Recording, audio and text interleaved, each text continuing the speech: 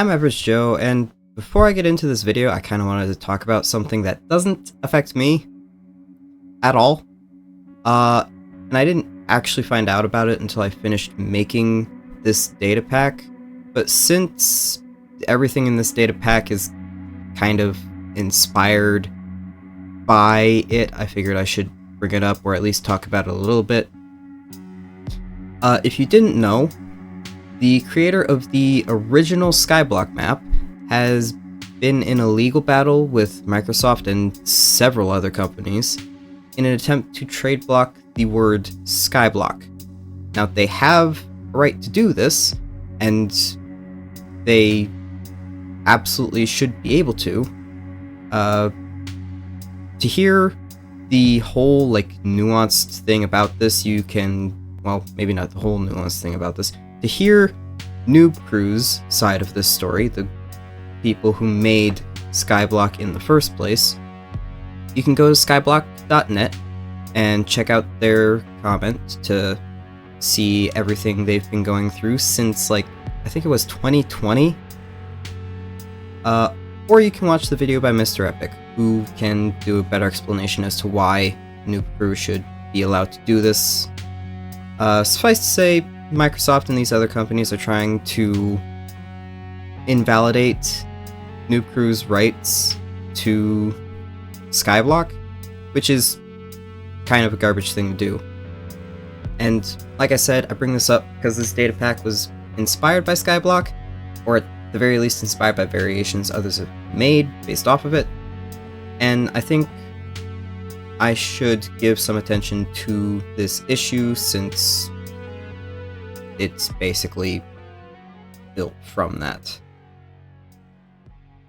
Anyways, let's get to the data pack then, which requires leaving this world because it actually has some world generation options.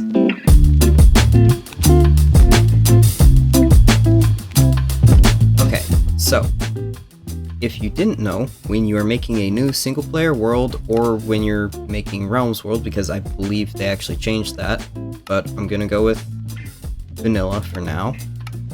When you go to create a new world, there's in the More option, you can open up data packs options to open up some of these experiments like winter drops and stuff, but you can actually just open a pack folder, which you won't actually see because OBS just captures this window, but you can just drop in new data packs. So if you make a data pack, you can just drop it in when the world, before even the world is generated, which actually lets you do some interesting things, like, for example, a new world type that I made called Patchy Skies. I'm going to keep generate structures on. I'm going to make this creative so that I can show you what everything is.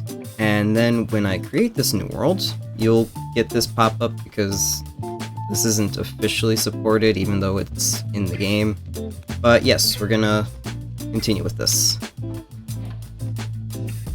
And now we are in a void world with some structures generating.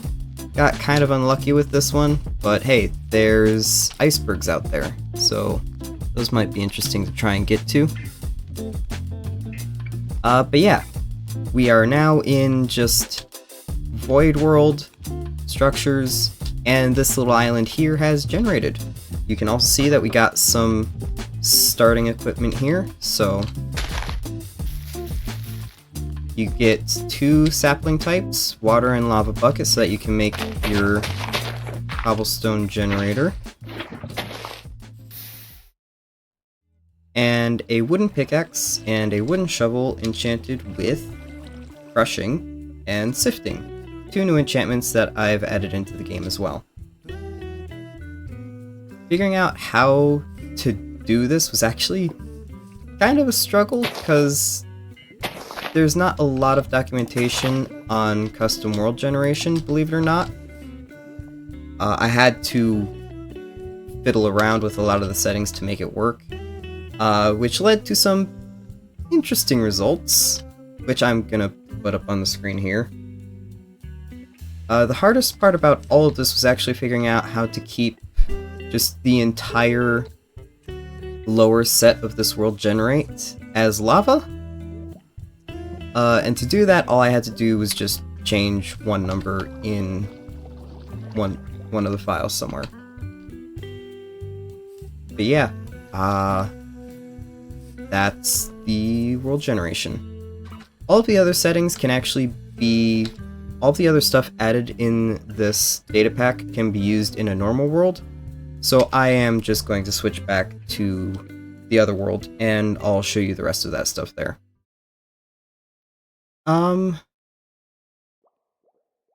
I just accidentally deleted the data pack.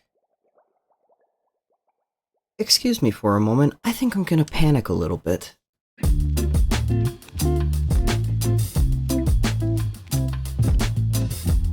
You know what? I don't think I've ever been so happy that Minecraft has a backup option for your worlds. Okay, so, to explain, crushing is just an enchantment that will turn cobblestone into gravel, as you can see, and gravel into sand. It can be applied to pickaxes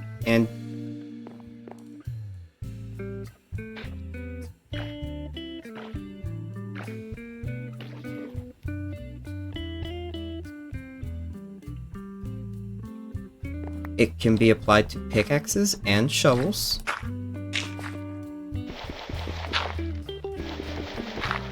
And obviously, you're probably going to want it on a shovel if you're turning gravel into sand. Goes faster, you know? And sifting can only be put on shovels. Let me just get some more gravel here. So, crushing will get you gravel and sand. Sifting will get you other things from those two. Gravel specifically has a chance of dropping ores, deep slate or otherwise. And I can demonstrate this if you just let me. Yeah, so we've got a couple different deep slate and coal ore. Iron, lapis, gold.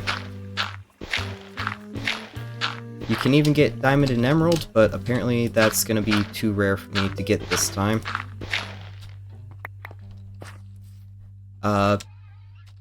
The only ore you can't get from gravel is redstone ore, and that's actually what you get from sand, among other plant-like objects. Redstone is apparently too rare for me, a peasant. As are diamonds and emeralds. I'm sure if I kept going long enough I'd get them, but I'm sure you get the gist of it. So this next feature is kind of my favorite. Lapis isn't here. Okay, I'll run and get some of that really quick. And it is my favorite because I actually made a custom model for it. Let me just get some lapis so I can actually show it to you. I'm pretty sure. Oh no, it's redstone. Okay. So this is the... Wait a second. Okay, so you know how I said I accidentally deleted the data pack? So that was actually because when I moved it into the data pack folder when I made that throwaway world and then deleted that throwaway world, it didn't copy it, it moved it. For some reason, I don't understand. And the backup was from the 16th of this month. I am recording this on the 29th. which means I've lost just a ton of progress on this data pack. I am basically recording this before it's even finished.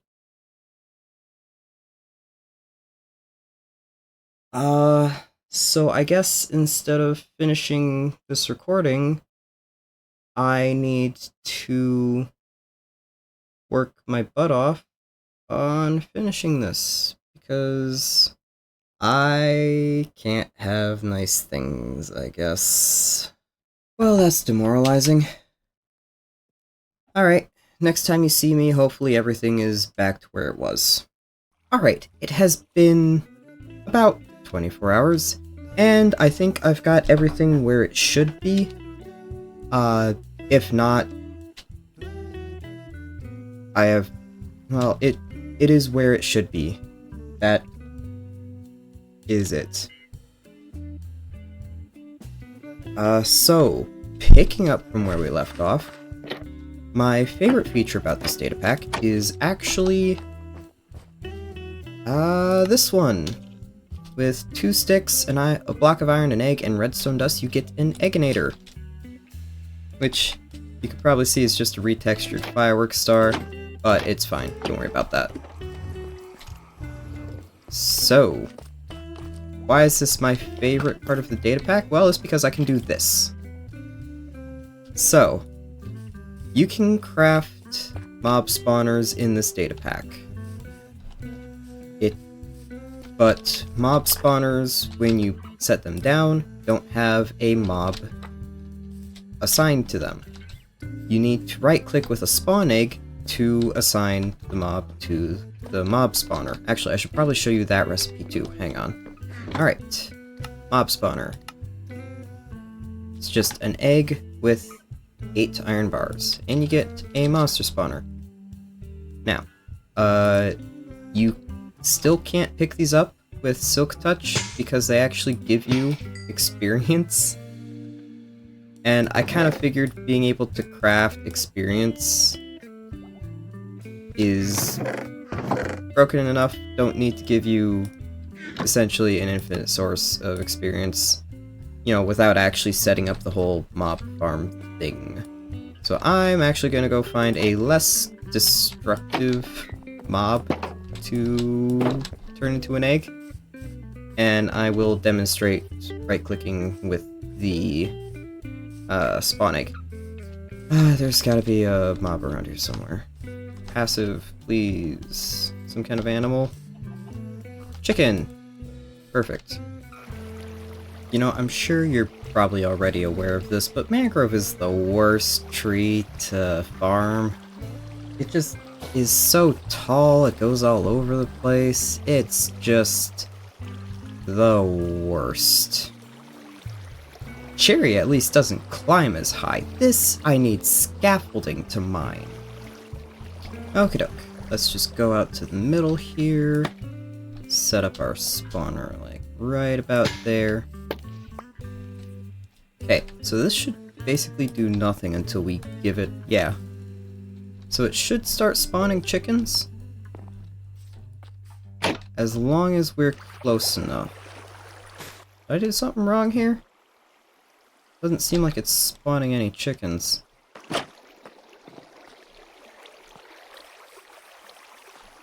Oh, I guess it just needs a grass block to spawn them on. Wouldn't do it because there was water everywhere. But yeah, free chicken.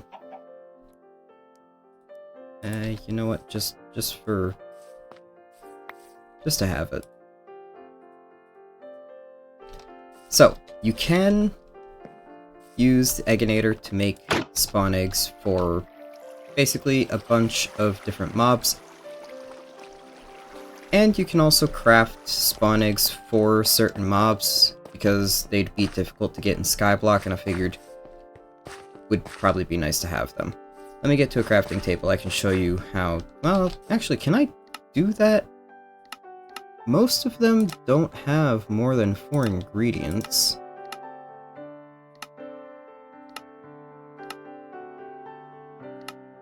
Ah, yeah, here it is. So there's a bunch of different recipes. for different spawn eggs that I thought would be useful. Not all of them are spawn eggs, as you can see. Some of them are things to get to kind of hatch some mobs. But yeah, the rest you should just be able to get by pointing and clicking with this. Now, you can craft this, but I feel obligated to point out that you can actually buy these from wandering traders for 10 emeralds each. But it's not like this. It's DimCorp brand. And like, nothing against DimCorp, but they're just so annoying. I hate dealing with them. I see ads just everywhere. It's the worst. Thankfully, I haven't seen anything for them in this world, so it should be fine. Anyways, I think that is pretty much it. Let me just double check here. Okay, yeah, that is everything. Sorry, I'm a bit frazzled after having to redo a bunch of stuff for this that I did not have a lot of time to put this together. I work like 10-hour days, and I only have a couple hours every day to work on things, so being sick and accidentally deleting like 2 weeks worth of work it's put a bit of a press on me getting this done. So yeah, that is everything. If you liked the video, leave a like. If you didn't like it, you know what to do. I think next time I'm not going to have something that you can download. I am either going to work on the bigger game that I have essentially been distracting myself with these little data packs, or I'm going to do some stuff in this little survival world here, because I'm actually kind of getting into it, having a little bit of fun. There is a cave out to the back here. Yeah, so there's essentially this pit in the ground here, and I want to do like a little survey of it, find some more, see like the general shape of it, take some notes, and use it for the library behind my house back there. I kind of also want to make like a larger library near the village out that away that I use for trading for emeralds and stuff. But yeah, that's it. I'll see you guys next time. Sorry for being so scattered today.